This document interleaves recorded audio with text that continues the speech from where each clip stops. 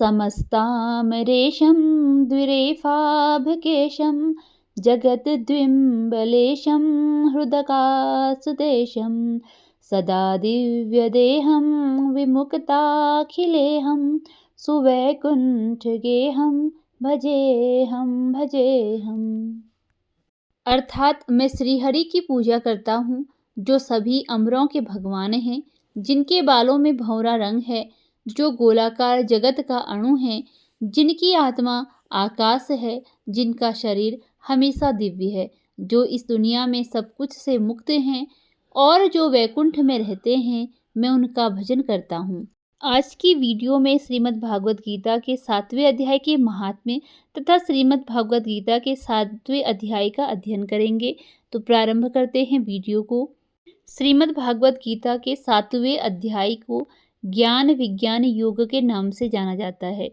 7वें अध्याय के महात्म्य को बताते हुए भगवान शिव कहते हैं, हे पार्वती, अब मैं 7वें अध्याय का महात्म्य बतलाता हूँ, जिसे सुनकर कानों में अमृत राशि भर जाती है। पाटलिपुत्र नामक एक दुर्गम नगर है, जिसका गोपुर अर्थात की द्वार बहुत ही ऊंचा है। उस नगर में शंकुकर्ण नामक एक ब्राह्मण रहता था। उसने वैश्यवृत्ति का आश्रय लेकर बहुत धन कमाया, किंतु न तो कभी पितरों का तर्पण किया और न देवताओं का पूजन ही। वह धनोपार्जन में तत्पर होकर राजाओं को ही भोज दिया करता था। एक समय की बात है, उस ब्राह्मण ने अपना चौथा विवाह करने के लिए पुत्रों और बंधुओं के साथ यात्रा की। मार्ग में आधी रात के समय जब वह सो रहा था, तब एक सर्प ने कहीं से आकर उसकी बाह में काट लिया।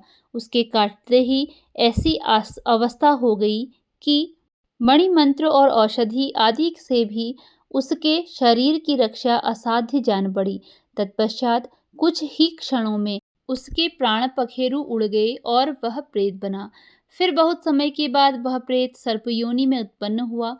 उसका वित्त धन की वासना में बंधा था।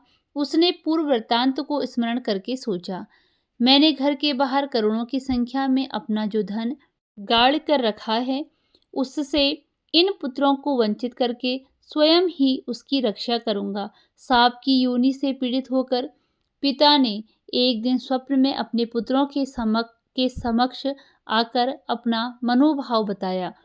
तब उसके पुत्रों ने सवेरे उठकर बड़े विस्मय के साथ एक दूसरे से स्वप्न की बातें कही। उनमें से मंझला पुत्र कुदाल हाथ में लिए घर से निकला और जहां उसके पिता सर्पयोनि धारण करके रहते थे, उस स्थान पर गया। यद्यपि उसे धन के स्थान का ठीक ठीक पता नहीं था, तो भी उसने चिन्हों से उसका ठीक निश्चय कर लिया और लोभ बुद्धि से वहां पहुंचकर बौबी को खोदना प्रारंभ किया। तब उस बौबी से बड़ा भयानक सांप प्रकट हुआ और बोला, ओ मूढ़, तू कौन है? किस लिए आया है? यह बिल क्यों खोद रहा है? किसने तुझे भेजा है? ये सारी बातें मेरे सामने बता। पुत्र ने कहा, मैं आपका पुत्र हूँ, मेरा नाम शिव है। मैं रात्रि में देखे हुए स्वप्न से विस्मित होकर यहाँ का सुवर्ण लेने के कौतूहल से आया हूँ। पुत्र की यह वाणी सुनकर वह सांप हंसता हुआ उच्च स्वर से इस प्रकार स्पष्ट वचन बोला, यदि तू मेरा पुत्र है तो मुझे शीघ्र ही बंधन से मुक्त कर। मैं अपने पूर्व जन्म के गाड़े हुए धन के लिए ही सर्प योनि में उत्पन्न हुआ हूँ। पुत्र ने कहा, पिताजी, आपकी मुक्ति कैसे होगी? इसका उपाय मुझे बतलाइए, क्योंकि मैं इस रात में सब लोगों को छोड़कर आपके पास आया हूँ। पिता ने कहा, बेटा, गीता के अमृतमय 7वें अध्याय को छोड़कर मुझे मुक्त करने में तीर्थ, दान, तप और यज्ञ भी सर्वथा समर्थ नहीं है। केवल गीता का 7वां अध्याय ही प्राणियों के जरा मृत्यु आदि दुखों को दूर करने वाला है। पुत्र, मेरे श्राद्ध के दिन गीता के 7वें अध्याय का पाठ करने वाले ब्राह्मण को श्रद्धा पूर्वक भोजन कराओ। इससे निस्संदेह मेरी मुक्ति हो जाएगी। वत्स, अपनी शक्ति के अनुसार पूर्ण श्रद्धा के साथ निर्व्यसी और वेद विद्या में प्रवीण अन्य ब्राह्मणों को भी भोजन कराना। सर्प योनि में पड़े हुए पिता के ये वचन सुनकर सभी पुत्रों ने उनकी आज्ञा अनुसार तथा उससे भी अधिक किया। तब शंकुकर्ण ने अपने सर्प शरीर को त्याग कर दिव्य देह धारण किया और सारा धन पुत्रों के अधीन कर दिया। पिता ने करोड़ों की संख्या में जो धन उनमें बांट दिया था, उससे वे पुत्र बहुत प्रसन्न हुए। उनकी बुद्धि धर्म में लगी हुई थी, इसलिए उन्होंने बावली कुआं, पोखरा, यज्ञ तथा देव मंदिर के लिए उस धन का उपयोग किया और अन्नशाला भी बनवाई। तत्पश्चात 7वें अध्याय का सदा जाप करते हुए उन्होंने मोक्ष प्राप्त किया। हे पार्वती, यह तुम्हें 7वें अध्याय का महात्म्य बतलाया, जिसके श्रवण मात्र से मानव सब पातकों से मुक्त हो जाता है। इस प्रकार यहाँ 7वें अध्याय का महात्म्य संपन्न हुआ। अब 7वें अध्याय का अध्ययन करते हैं। श्री भगवान बोले, हे पार्थ, मुझ में अनन्य प्रेम से आसक्त हुए मन वाला और अनन्य भाव से मेरे परायण होकर योग में लगा हुआ, मुझको संपूर्ण विभूति, बल, ऐश्वर्य आदि गुणों से युक्त सबका आत्मरूप जिस प्रकार संशय रहित जानेगा, उसको सुन। मैं तेरे लिए इस विज्ञान सहित तत्व ज्ञान को संपूर्णता से कहूँगा कि जिसको जानकर संसार में फिर कुछ भी जानने योग्य शेष नहीं रहता। हजारों मनुष्यों में कोई एक मेरी प्राप्ति के लिए यत्न करता है और उस यत्न करने वाले योगियों में से भी कोई ही पुरुष मेरे परायण हुआ मुझको तत्व से जानता है। पृथ्वी, जल, तेज, वायु तथा आकाश और मन, बुद्धि एवं अहंकार, ऐसे यह 8 प्रकार से विभक्त हुई मेरी प्रकृति है। यह 8 प्रकार के भेदों वाली तो अपरा है, अर्थात मेरी जड़ प्रकृति है। और हे महाबाहो, इससे दूसरी को मेरी जीव रूपा परा अर्थात चेतन प्रकृति जान की, जिससे यह संपूर्ण जगत धारण किया जाता है। हे अर्जुन, तू ऐसा समझ कि संपूर्ण भूत इन दोनों प्रकृतियों परा और अपरा से उत्पन्न होने वाले हैं और मैं संपूर्ण जगत की उत्पत्ति तथा प्रलय रूप हूँ, अर्थात संपूर्ण जगत का मूल कारण हूँ। हे धनंजय, मुझसे भिन्न दूसरा कोई भी परम कारण नहीं है। यह संपूर्ण सूत्र में मणियों के सदृश मुझ में गुथा हुआ है। हे अर्जुन, जल में मैं रस हूँ, चंद्रमा और सूर्य में मैं प्रकाश हूँ, संपूर्ण वेदों में प्रवण ओम मैं हूँ, आकाश में शब्द और पुरुषों में पुरुषत्व मैं हूँ, पृथ्वी में पवित्र गंध और अग्नि में मैं तेज हूँ, संपूर्ण भूतों में मैं जीवन हूँ, अर्थात जिससे वे जीते हैं वह तत्व मैं हूँ, तथा तपस्वियों में तप मैं हूँ। हे अर्जुन, तू संपूर्ण भूतों का सनातन बीज यानी कारण मुझे ही जान। मैं बुद्धिमानों की बुद्धि और तेजस्वियों का तेज हूँ। हे भरत श्रेष्ठ, आसक्ति और कामनाओं से रहित बलवानों का बल अर्थात सामर्थ्य मैं हूँ और सब भूतों में धर्म के अनुकूल अर्थात शास्त्र के अनुकूल काम मैं हूँ। और जो भी सत्व गुण से उत्पन्न होने वाले भाव हैं और जो रजोगुण से तथा तमोगुण से उत्पन्न होने वाले भाव हैं, उन सबको तू मेरे से ही होने वाले हैं ऐसा जान, परंतु वास्तव में उनमें मैं और वे मुझ में नहीं हैं।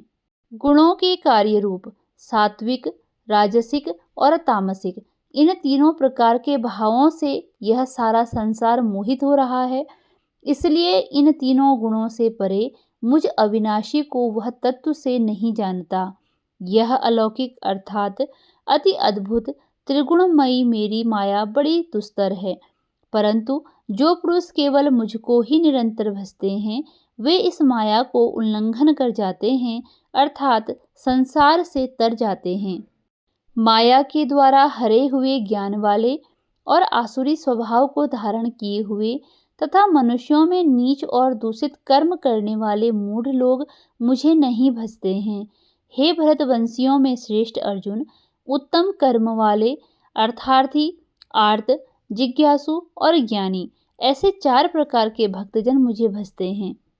उनमें भी नित्य मुझ में एक ही भाव से स्थित हुआ अनन्य प्रेम भक्ति वाला ज्ञानी भक्त अति उत्तम है, क्योंकि मुझे तत्व से जानने वाले ज्ञानी को मैं अत्यंत प्रिय हूँ और वह ज्ञानी मुझे अत्यंत प्रिय है।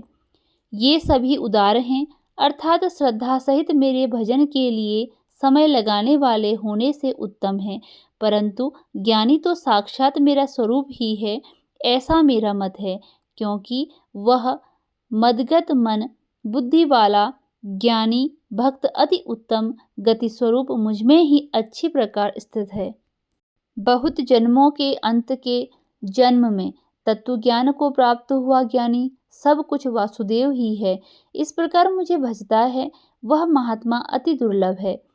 उन भोगों की कामना द्वारा जिनका ज्ञान हरा जा चुका है, वे लोग अपने स्वभाव से प्रेरित होकर उस नियम को धारण करके अन्य देवताओं को भजते हैं, अर्थात पूजते हैं। जो सकाम भक्त जिस देवता के स्वरूप को श्रद्धा से पूजना चाहता है, उस भक्त की श्रद्धा को मैं उसी देवता के प्रति स्थिर करता हूँ। वह पुरुष उस श्रद्धा से युक्त होकर उस देवता का पूजन करता है और उस देवता से मेरे द्वारा ही विधान किए हुए उन इच्छित भोगों को निस्संदेह प्राप्त करता है। परंतु उन अल्प बुद्धि वालों का वह फल नाशवान है तथा वे देवताओं को पूजने वाले देवताओं को प्राप्त होते हैं और मेरे भक्त चाहे जैसे ही भजें, अंत में मुझे ही प्राप्त होते हैं।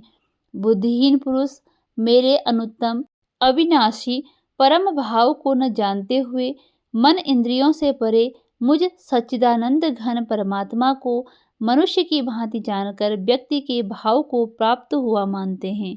अपनी योग्यता से छिपा हुआ मैं सबके प्रत्यक्ष नहीं होता, इसलिए यह अज्ञानी जन समुदाय मुझ जन्मरहित अविनाशी परमात्मा को तत्व से नहीं जानता है, अर्थात मुझको जन्म से मरने वाला समझता है। हे अर्जुन, पूर्व में व्यतीत हुए और वर्तमान में स्थित तथा आगे होने वाले सब भूतों को मैं जानता हूँ, परंतु मुझको कोई भी श्रद्धा भक्ति रहित पुरुष नहीं जानता।